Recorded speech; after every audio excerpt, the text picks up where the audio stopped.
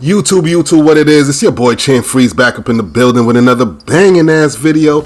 And in this video, I'm teaching you guys how to be a lockdown with any build in NBA 2K24, alright? No matter what build you have in 2K24, you can become a lockdown with that build. You could play like a lockdown, bro. So in this video, I'm going to teach you how to do it properly, how to read the court, how to do proper double teams, how to trap them in the box. And if you don't know what trapping in the box is, we're going to get into it. I'm going to give you a full defensive tutorial, alright? I got you guys.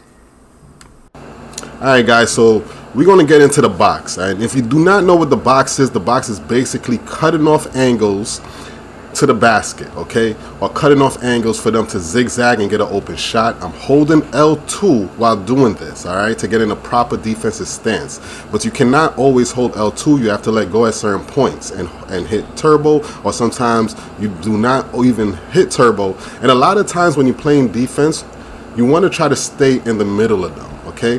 But when you're cutting off angles to trap them in the box, right there I overplayed it. But instead of moving my analog diagonal, I move it straight up to cut off his angle and meet him at the basket. And I kept my analog straight up and I forced him into a bad layup, okay? Here again, I'm cutting off angles, and at this point I realized he couldn't shoot. Look at the score. I realized he couldn't shoot, so I sagged off a bit. And I'm cutting off angles because I know he wants to rim run to the basket. So I'm cutting off angles. He's doing a lot of step backs. And that also gives me the notion that he wants to rim run. Right there, he had no choice but to shoot because basically he was running out of stamina and shot clock, and again, cutting off his angles. So right here, he's doing a lot of behind the backs. That also gives me the indication that he's going to try to shoot. When you see guys doing a lot of step backs, that means they may get ready to rim run, so be prepared for that. When they're doing a lot of behind the backs, they're getting prepared to shoot because a lot of them have to shoot off the dribble. All right, so again, I'm sagging off, cutting off angles. He's wasting a lot of stamina, which I know, and he's forced to take a bad shot. Again, here you see my teammate sagging off, cutting off this guy's angles because we realized he couldn't shoot either. And he just wants to rim run, all right? With all this dribbling, you know he's wasting stamina. And you see how my teammate cut off his angle to the basket right there. Again, we about to trap him in a double team box, but I noticed my opponent also has a clear lane to the basket, so I sag off to protect that, okay?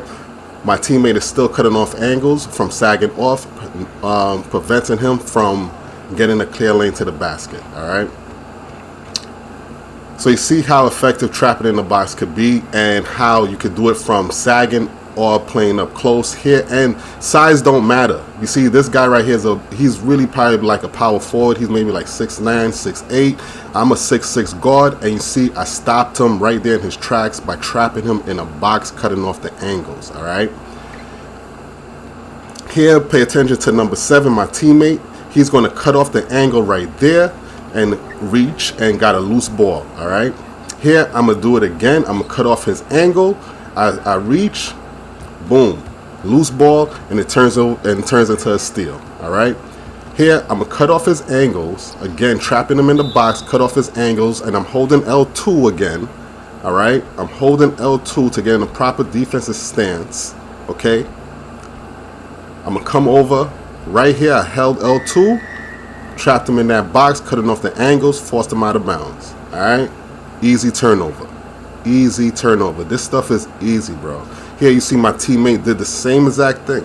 All right, here this guy, he's gonna try to go for a fade. I do not overplay it. I come back, cut off angles, come back and contested his shot. Even though it said it was open, I forced him to take a bad shot. He seen me coming, closing out on him. All right. So it is important to always cut off angles, and if they're top of the key, or if you're still getting used to it, you could always just try not to move a lot. All right. You see, I cut off his angle and forced him into a bad pass that went into a turnover. We're gonna get into double teaming now. All right.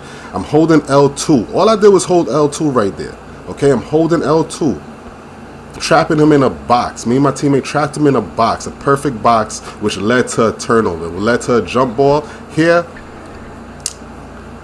we're going to talk about, again, double teaming and helping your center. Notice all the pump fakes, but I'm the only one reacting to the pump fakes. The center knows to react to that last animation. And pay attention to the animations, because there's a difference in animation of pump fakes and there's a difference in animations of them going for the actual shot, okay?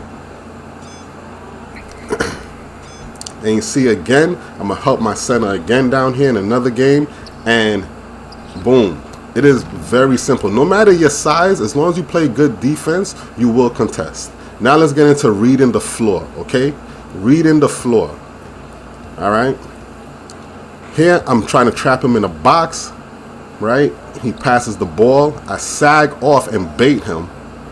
Now, I'm going to slow it down for you. And here, as soon as I see him passing, I went to close out, knowing that the opponent going to swear he's open and going to try to get a quick shot, all right? We're reading the floor here, all right? I filled the lane correctly. They had that open lane to the basket. I read the floor. I stopped their fast break.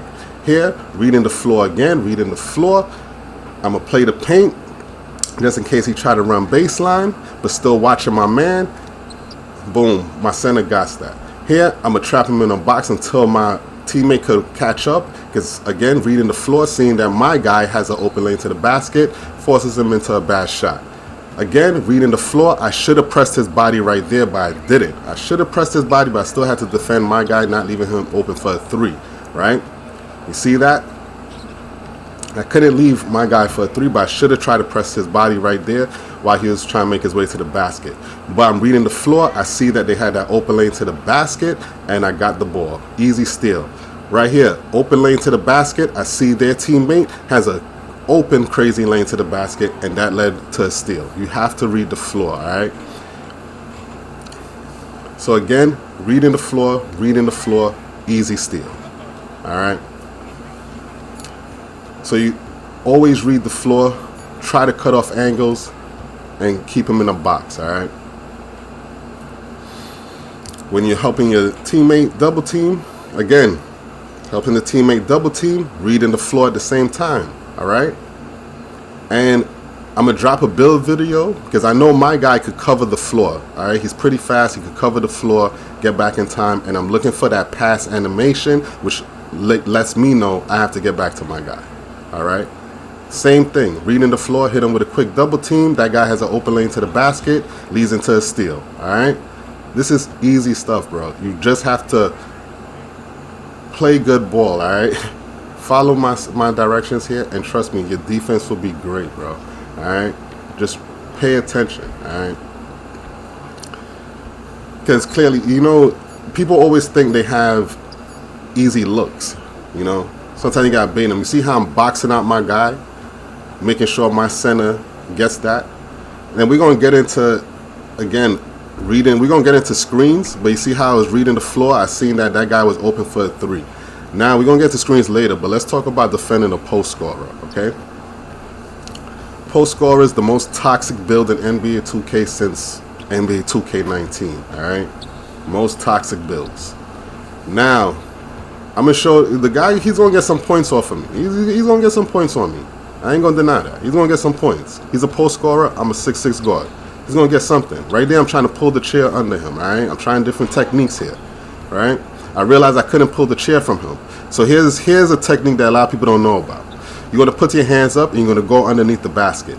And when he makes his attempt at the basket, you inch up a little bit. You cannot stay underneath the basket. If you stay underneath the basket, you're just going to be a body. But you got to meet them at the basket. You got to meet them. While they're making their way to the basket, you inch up a bit. All right? So you want to keep your hands up at all times and be ready to contest the shot. Right? That one leads into a bump steal.